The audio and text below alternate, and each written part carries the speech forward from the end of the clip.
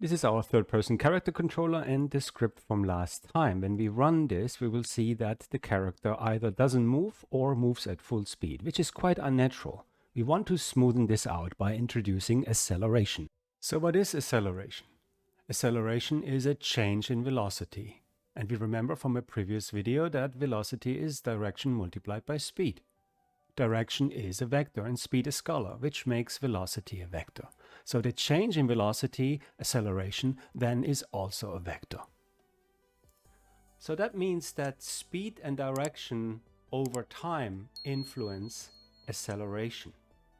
So when you have a character that moves 2 meters a second and a moment later still moves 2 meters a second, then there is no acceleration. When the character moves 2 meters a second and then a moment later moves twice as fast, then there is acceleration, even though the direction stays the same. And likewise, if the direction is changing but the speed remains the same, acceleration is also changing because velocity is a vector and acceleration is velocity changed over time.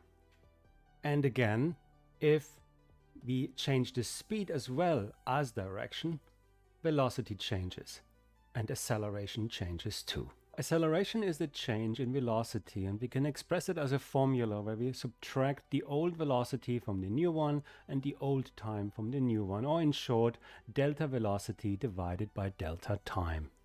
Okay, so back to our code. Move and slide with snap, this line here, returns a velocity vector that we previously ignored. We can check on that. Just have a quick look. We get a vector 3 back here.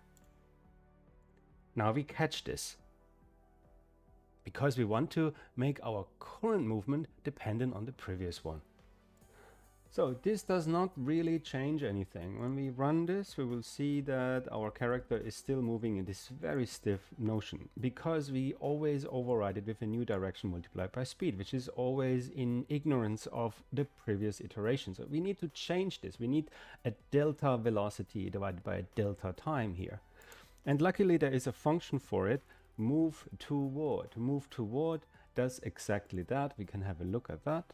So move toward, a 5 to a 10 by a 4 returns a 9. That's exactly what we need. So we need to move from velocity x to direction x multiplied by speed, which is the new velocity by delta. And we want to do that. We also want to do the same thing for this part here, but not by x, by z, and here by z. And then we tighten that up, and hopefully no error. And I run this. Then I get a very, very gentle movement, and it's just incredibly difficult to control. Let me close that. Because we are just moving by this tiny delta, we need an acceleration, acceleration horizontal for both of those. And of course I need to create export bar acceleration horizontal by, let's say, 35. And I run that, and then I get this sliding movement. And now I also add an acceleration for my vertical movement. I do 35 as well. And I want to change this part here, my velocity in y being move toward what? Something by gravity delta.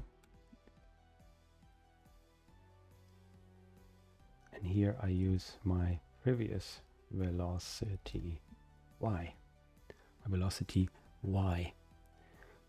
gravity, my acceleration vertical multiplied by delta. On that, and it flies to the sky. I don't want that. And of course I need a negative, the negative somewhere. I need that to be